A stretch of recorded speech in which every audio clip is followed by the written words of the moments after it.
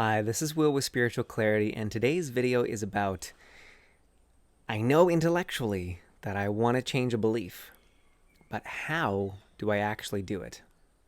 This is the question that I get the most, I think, from all of my private clients, in my group work, and casually from people online whenever they watch a video or whenever they're exposed to my work.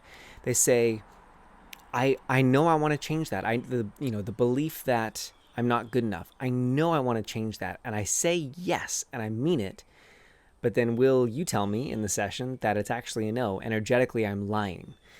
I can tell that when I'm working with a private client, but not necessarily when people are doing the work, or I can't tell when they're doing it on their own. But they can tell that they're not really behind it. They do an affirmation, their heart's not in it, their soul's not in it. So how do you actually do it? That's what we're covering today. I'm going to spill the beans as best I can, so that maybe you never need to hire me or anyone else. Although, to be honest, to be frank, this is such a nuanced thing that you probably will if you really want to go down this path. So, there's the process for changing a belief in neuroscience, where they talk about things like authority, repetition, or spaced repetition, and I forget what the third one is. And that's an effective way. I felt that for some beliefs that is very effective. But for others, I found it to be very ineffective because there's too much of my soul or spirit that's not aligned with the mental belief changing work that I'm doing. So hopefully this video and this process or this approach will help to fill in those gaps for you. So the first thing is to identify what the actual belief is. So if you already know, and with this video, you can work along with one belief that you know is already there.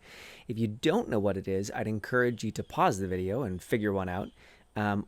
Or you've already worked with me and you're watching this video as a resource, so you already have one from one of the sessions that we've done together. So let's take a general one. It's a specific and a general one. Not good enough. I'm not good enough. Okay. So in a session with me or in this video right now, I'll ask you the question. The belief that you're not good enough. Oh, some energy moving. Would you be willing to destroy that at the point of creation? Now insert whatever belief you're working on. If you've had that belief for a long time, chances are, even if you say yes, you're not actually willing. And that's the first key. It's the word willing. Would you be willing to destroy that at the point of creation? That's where the nuance comes in.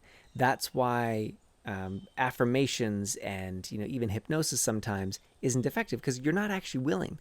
There's some payoff. There's some benefit that you're getting from that belief. So, for example, the belief that you're not good enough, maybe that's keeping you safe from being more visible in your business and all the judgments that might come if you were more visible in your business.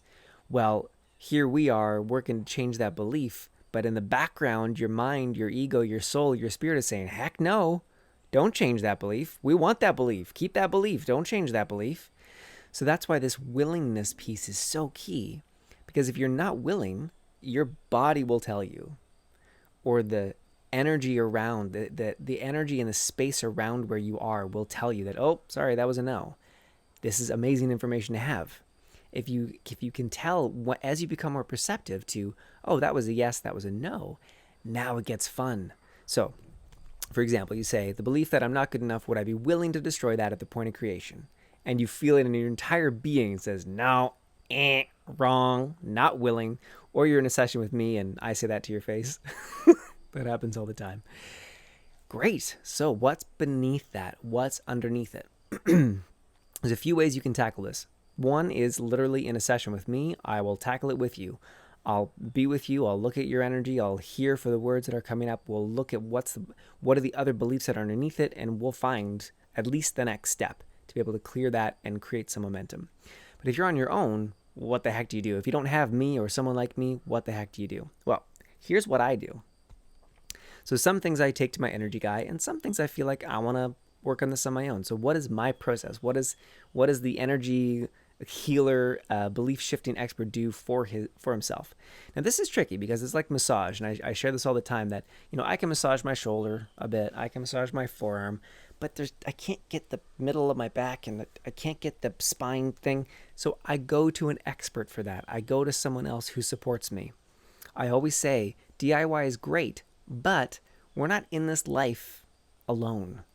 We did not come forth to be hermits. A few people did, but most of us, we did not. So it's okay to do work with others. It's okay to rely on others or or want to work with others, as long as it doesn't come from the energy of need. I need a belief clearing expert. Please, Will, please, I need you. No. But if it's fun, ooh, this could be even faster, or this could be even more fun, or this could be even more dynamic. Yes, now we're moving in the right direction. So if you're not going to work with someone else and you are going to do this on your own, here's what I suggest. Write it down. So the belief that I'm not good enough, you write it down. Do a little bit of thinking. Where did that come from? When did that start? Who was it with? All this you can find in books on neuroscience or NLP. You can find it all there, but it's still a great process. So you write down as much as you can, and then you just have it on your mind all day long. As you go for a walk in the woods or in your prayer time or in your daily life. And here's where the juice comes. When you acknowledge that you created this, you created that belief, and you created all the circumstances in your life that align with that belief, now the magic will start. But it may not feel like magic. So let me give you a quick example. I recognized about 2 weeks ago, we were camping, that I had this belief. A number of different things happened, and I realized, oh my gosh, there's this old thing that I thought was done and is not done, and it's a biggie for me. Not that I usually use those words, but it feels like a biggie about something around it's not okay to take up space. I'm great being seen. I'm great being visible. I love being on camera. I love being the center of attention, all that stuff. But there's some other facet of this about taking up space. I always try to, make myself smaller in a crowd or step back or get out of the way or, I always feel like it's my fault somehow that if someone else is mad, it must be my fault. And it takes a lot for me to consciously stay big in those scenarios and not just diminish myself and my energy. So this came up and I saw that language of, it's not okay. It's not safe for me to take up space. So I did the process. I went on a walk. I cleared all the beliefs I could see around it. I did all the return to sender that I could see around it. I saw where it started, where it came from, the family member, the time in my life, all that stuff. But I didn't get heavy about it. I didn't get serious and, it's because my dad was an alcoholic. He was. But, it's because of his history and our family tree. No, there's no do not find your significance in the history of your shit. Do not find your significance from the negative, from the struggle, from how hard it's been. Find your significance in the joy and the contribution you are and the fun that you have and the family that you're with and the friends that you're with. That's a whole other video. That's called significance versus substance. So I didn't make it significant. I didn't make it heavy or serious. I just noticed, oh, wow, that's where it came from. Did that shift it? Not quite yet.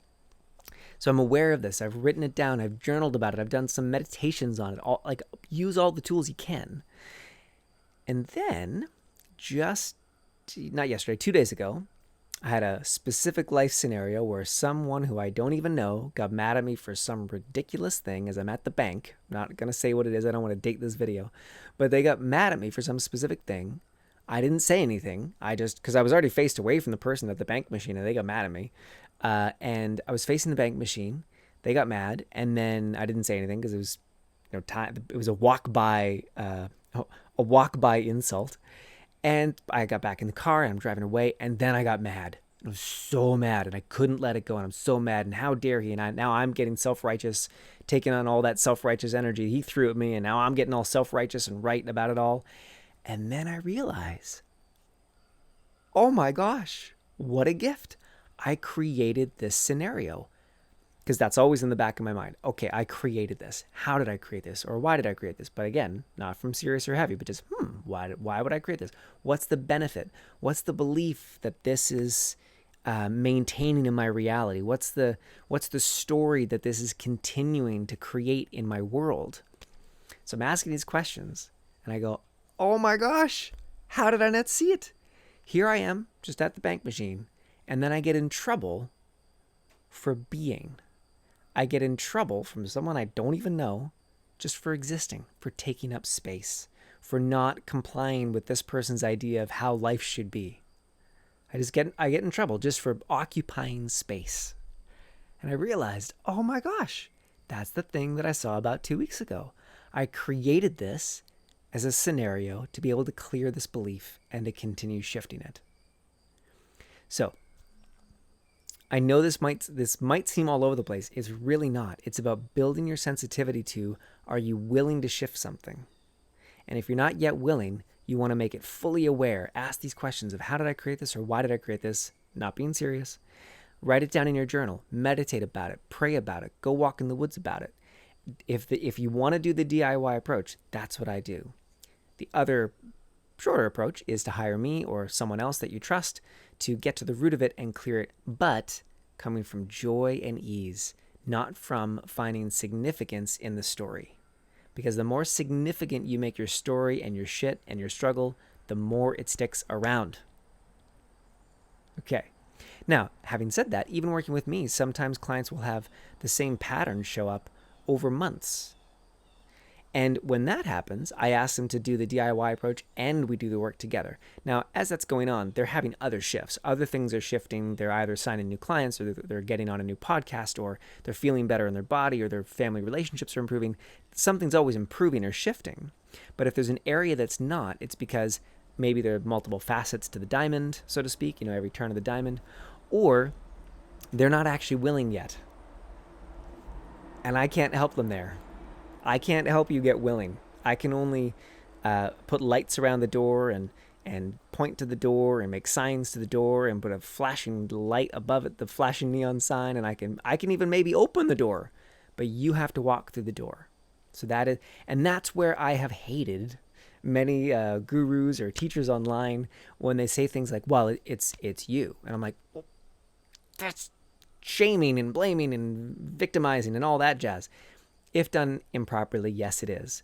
But if we've done everything we can, I hate to be the one to tell you, but that last step is about your willingness to step through the door.